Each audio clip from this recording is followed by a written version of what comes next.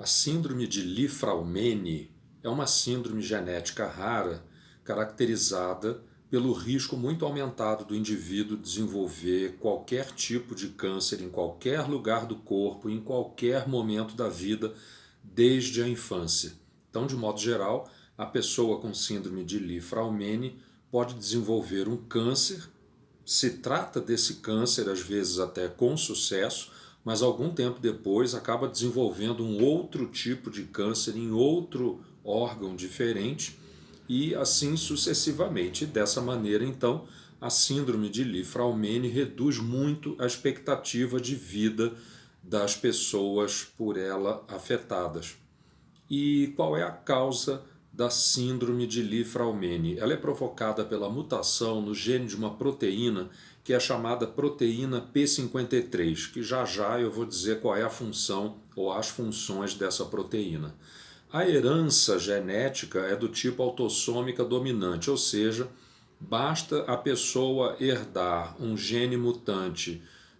seja da mãe ou do pai, para a pessoa apresentar a síndrome. Então, de modo geral, as pessoas afetadas elas são heterozigotas para o gene da proteína P53, ou seja, elas possuem um gene normal, que produz a proteína P53 normal, e um outro gene mutante, que produz uma proteína P53 defeituosa,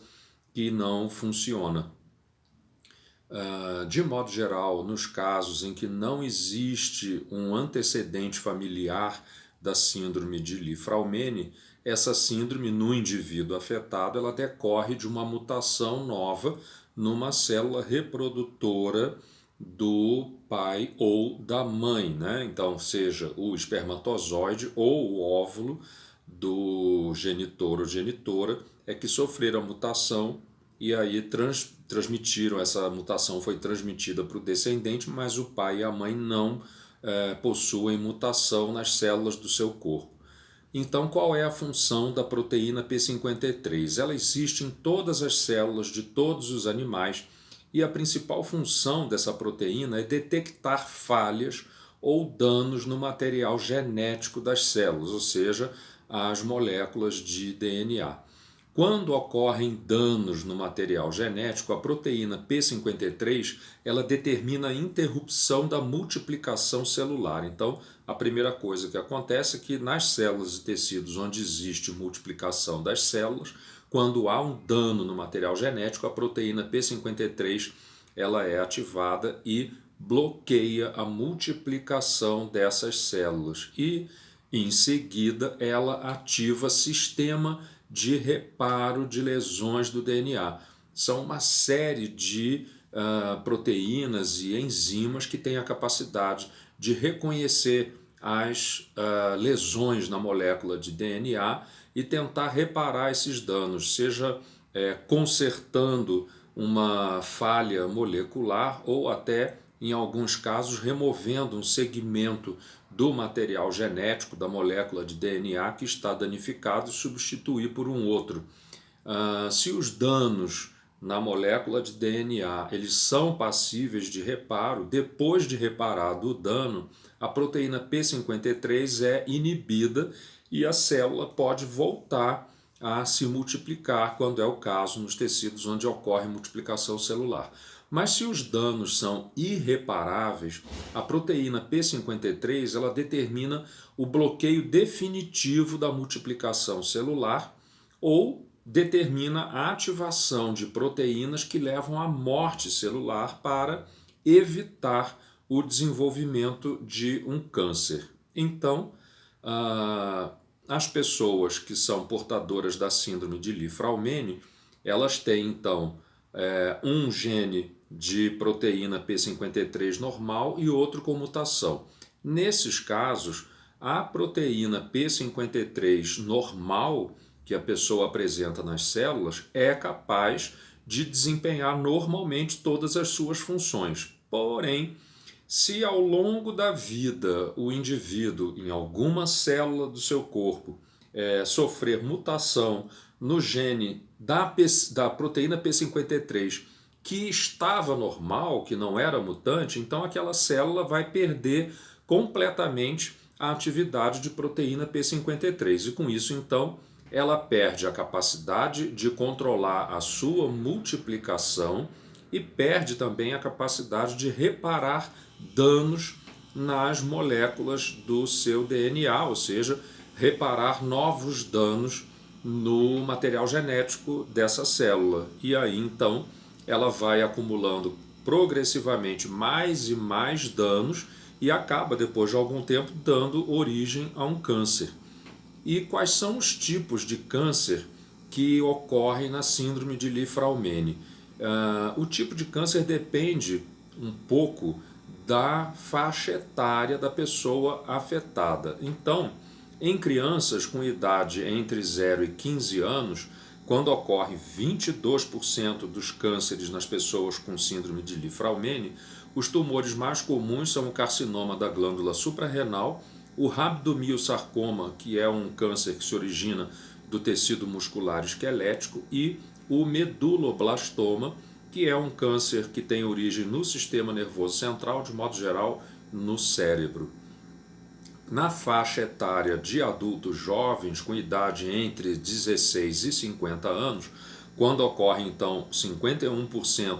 dos casos de câncer nas pessoas com síndrome de Li-Fraumeni, os cânceres mais comuns são de mama, o osteossarcoma, que é um câncer que se origina do osso, os sarcomas de tecidos moles, vários órgãos, as leucemias, o astrocitoma e o glioblastoma, que são tumores do sistema nervoso central afetando de modo geral o cérebro, e o câncer de cólon e reto e câncer de pulmão. Já entre os adultos com idade mais avançada, entre 51 e 80 anos, quando ocorre então 27% dos casos de câncer nas pessoas com síndrome de Li-Fraumeni, os cânceres mais comuns nessa fase da vida nas pessoas com Li-Fraumeni são os de pâncreas e de próstata. E qual é a conduta que se deve tomar em pessoas que são sabidamente portadoras da síndrome de Li-Fraumeni? Em primeiro lugar, é a orientação para evitar hábitos de vida que aumentam o risco de câncer. Então, o primeiríssimo deles, tabagismo, a exposição desnecessária ao sol, mesmo com protetor solar. Protetor solar não diminui o risco de câncer de pele na sua maioria dos casos, e então as pessoas com síndrome de Li-Fraumeni devem evitar a exposição desnecessária ao sol e, ainda assim, quando se expuserem ao sol, devem fazê-lo com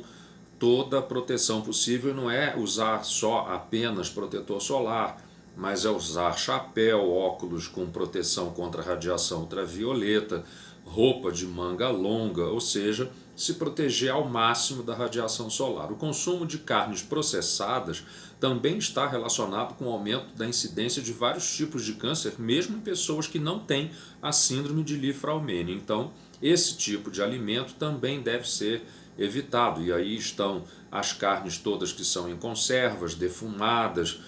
os embutidos, enfim,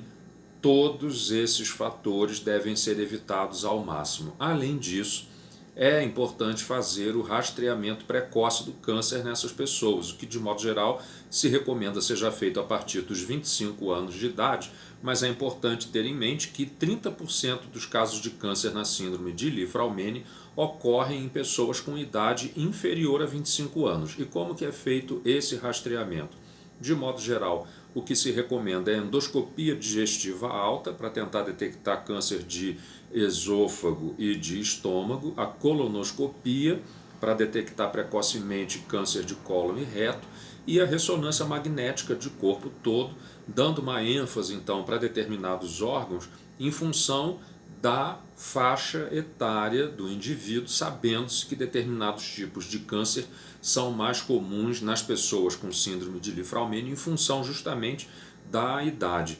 E depois disso é o tratamento convencional de cada câncer que eventualmente aparecer. Mas ainda assim, as pessoas que têm a síndrome de Li-Fraumeni, além de viver esse drama de conviver sempre com um risco muito aumentado de desenvolver câncer e que pode acabar levando à morte da pessoa, apesar de todo o tratamento disponível para os vários tipos de câncer, é necessário então ter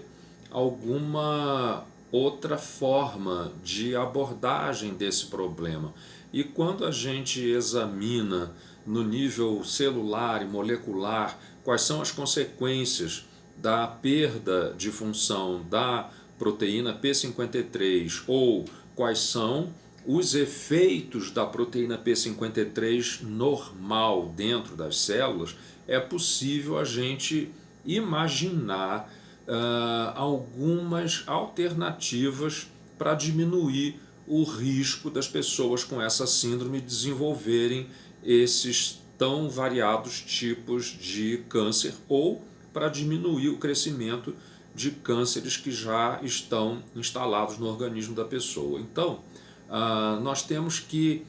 a proteína P53 normal, ela exerce os seus efeitos dentro da célula, do controle da proliferação e da análise do material genético para eventuais danos na molécula do DNA. Essa proteína P53 exerce esses efeitos através de vários mecanismos. Primeiro, ela aumenta a produção e a atividade de uma outra proteína que é chamada proteína P21, e é essa proteína que interrompe a multiplicação celular e ativa os sistemas de reparo das lesões do material genético. Então, é muito importante a atividade da proteína P21 como uma proteína que, na verdade, exerce em grande parte os efeitos da ativação da proteína P53. Quando os danos do material genético são irreparáveis, a proteína P53 induz a morte da célula através de inibição de uma proteína chamada proteína PCL2 e também através da ativação de uma outra proteína chamada proteína Bax. A proteína P53 normalmente ela também inibe o fator de crescimento NF-κB, que está envolvido tanto na inflamação quanto na proliferação celular. Um outro mecanismo de ação da proteína P53 é que ela promove a degradação de um fator chamado HIF1-alfa, HIF1-alfa, e essa proteína, que é um fator de transcrição, controla a atividade de vários outros genes no material genético, ele está envolvido na proliferação celular, na formação de novos vasos sanguíneos que nutrem o câncer em formação e também está envolvida na formação de metástases, ou seja, a disseminação de células do câncer para outros órgãos do corpo. Então, a gente vê que a proteína P53 ela vai atuando em vários níveis diferentes do sistema de defesa das células e então a falta dela contribui de maneira muito intensa para o desenvolvimento do câncer, aumentando a proliferação celular, mas também promovendo a invasão no tecido, a emissão de metástase para outros órgãos. Além disso, a proteína P53 ela também ativa um fator de transcrição chamado NRF2, que estimula no núcleo da célula a atividade de genes que são responsáveis pela produção de todos os sistemas de defesa antioxidante da célula. Então, a proteína P53 ela também promove uma proteção celular, ativando todos os sistemas de proteção contra lesão por radicais livres. E ela também tem um outro efeito que é o de inibir um outro fator, uma outra proteína que é chamada de ZEB1 e que está envolvido na proliferação celular, também na formação de metástases e, especificamente, uma característica da proteína ZEB1 é que ela determina a resistência do câncer à quimioterapia. Então, compreendendo de uma maneira muito simplificada todos esses mecanismos através dos quais a proteína P53 protege contra os vários tipos de câncer, a gente imagina que Quando ocorre perda de função da proteína P53, seria interessante usar algum tipo de medicamento, alguma substância que pudesse aumentar a atividade das proteínas P21 e proteína Bax e também aumentar a atividade do fator NRF2. Por outro lado, seria importante inibir a atividade da proteína BCL2 e também dos fatores NF-κB, IF1-alfa e ZEB1. Não há até o momento, e nem é possível desenvolver um único medicamento que tenha a capacidade de atuar em todas essas proteínas e enzimas e fatores de transcrição que ficam alterados na falta da proteína P53. Então, o caminho não é o desenvolvimento de novas drogas, e sim tentar usar aquelas substâncias que a gente sabe que tem a capacidade de interferir dessa maneira em cima dessas proteínas, enzimas e fatores de transcrição. É a partir daí que vai ser possível compensar a falta da proteína P53 e combater essa predisposição maior ao desenvolvimento do câncer em pessoas com a síndrome de Li-Fraumeni. Já existem várias substâncias conhecidas que conseguem atuar em cima de cada uma dessas proteínas alteradas. Então, é o caso de fazer pesquisas para tentar identificar a dose necessária, qual é a mistura de substâncias, já que não existe uma que atue em todos esses sistemas alterados, então qual é a melhor combinação de produtos. Muitos desses produtos são substâncias naturais, encontradas em determinadas plantas ou em determinados alimentos em quantidades muito pequenas. Isso não quer dizer que essas plantas medicinais ou os alimentos vão representar o tratamento, e sim que seria importante isolar essas substâncias presentes nesses alimentos, nessas plantas, e produzir isso numa escala maior e fazer experimentos usando esses produtos como o tratamento para a síndrome de Li-Fraumeni. Para aqueles que tiveram interesse em acompanhar até aqui, muito obrigado.